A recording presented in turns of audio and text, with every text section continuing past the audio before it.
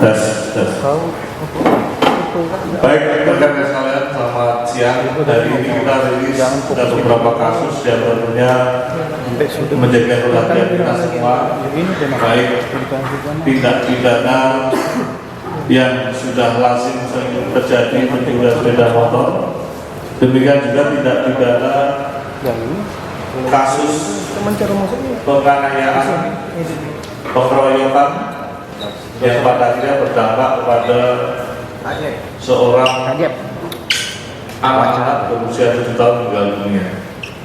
Baik, rekan sekalian, yang pertama akan kita rilis bersama-sama kasus pengeroyokan, penganiayaan yang dengan korban adalah anak-anak juga, demikian juga korbannya satu orang dewasa. Bima, sini madep sini. Kamu ada permasalahan apa dengan si Arbian? Masalah apa aku sebenarnya? Langsung membaca. Dia coba nyetir supir aku, Pak. Apa? Nyetir supir saya Pak. Kami lagi turun di penumpang gitu ya, Pak. Nah, korban itu ngantar ke supir aku, Pak. Lalu ngeladeh, nanya ke aku, Pak. Nanya ke aku itu, Kak, mana Bima? Ngapo Kak atau mana tuh lain? Oh enggak Kak, ini dengan Bima. Hujan ya, enggak. Berjaga kepala dia. Ada masalah apa? Kamu sebelumnya enggak ada masalah apa aku, Pak? Ya, enggak mungkin dong. Tidak ada masalah pengen ujar kamu. Tidak ada masalah apa-apa sebelumnya. Bukan masalah dipalak, bukan?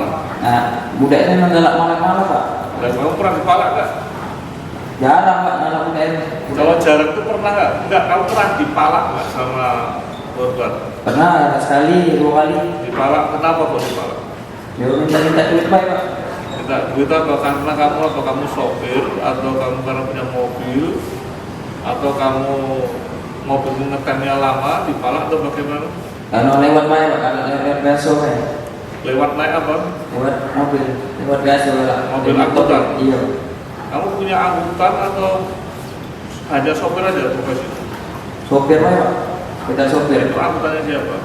Yang oke, Pak. Sopirmu siapa? Haji Joko. Lalu si Eki, kamu profesi sebagai apa Eki? Sopir, Pak. Kamu sopir yang mana? Sopir siangnya, Pak. Kamu sopir pagi nggak? Gantian, aku pusat. Kamu pagi, dia siang atau bagaimana? Setengah hari saya, Pak. Setengah hari saya, Pak. Ya, kamu setengah hari yang Iya, pagi. aku pagi. Kamu? Siangnya, Pak. Terus kenapa kamu ikut-ikutan apa ngeroyok si Hardiansyah? Aku tidak ada proyek, Pak. Jadi sudah terima ya, Pak. Saya kan tahu kan kamu mereka datang untuk mau muja si Hardiansyah, tahu kan? Iya. Kenapa kamu cegah? Kalau kamu sopirin? Dia tidak tahu, Pak. Ada dari makruh, Pak. Nah, ini. Ya kan pasti kamu tahu kan? Ya.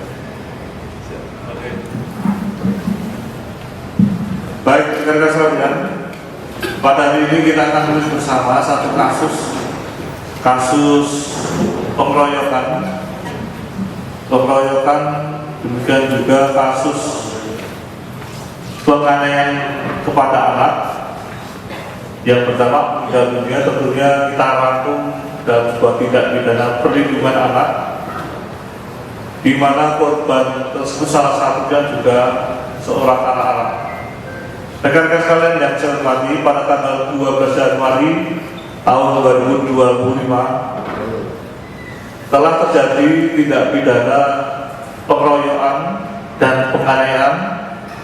Demikian juga setelah kita kembangkan tindak pidana perlindungan terhadap anak, karena sebagai korban selain satu orang dewasa juga ada seorang anak-anak yang berusia 7 tahun. Berawal rekan sekalian, di mana secara ujuk-ujuk atau tiba-tiba di TKP tersebut, yaitu yang berasal di daerah Jalan Wahid Hasim, parkiran Indomaret di Kecamatan SU1. Tiba-tiba korban atas nama Hardiansyah yang waktu itu sedang duduk bersama seorang anaknya rekannya yang usia 7 tahun, tiba-tiba dihampiri oleh 3 orang yang mengendarai sebuah angkutan warna kuning. Kemudian seketika turun daripada angkutan tersebut, menyerang daripada korban yang tanpa disadari. Akibat serangan tersebut juga melukai seorang anak-anak. Tentunya kita sangat prihatin karena peristiwa tersebut yang pada akhirnya sebagai korbannya selain 1 orang dewasa adalah seorang anak-anak yang tentunya tidak tahu apa-apa, namun akibat tindakan yang brutal dari para pelaku ini mengakibatkan korban seorang anak bernama Atas Nama Vito meninggal dunia. Rekan-rekan sekalian yang saya hormati, motif daripada tindak pidana ini, di mana tindak pidana penganiayaan dan pengeroyokan, adalah merasa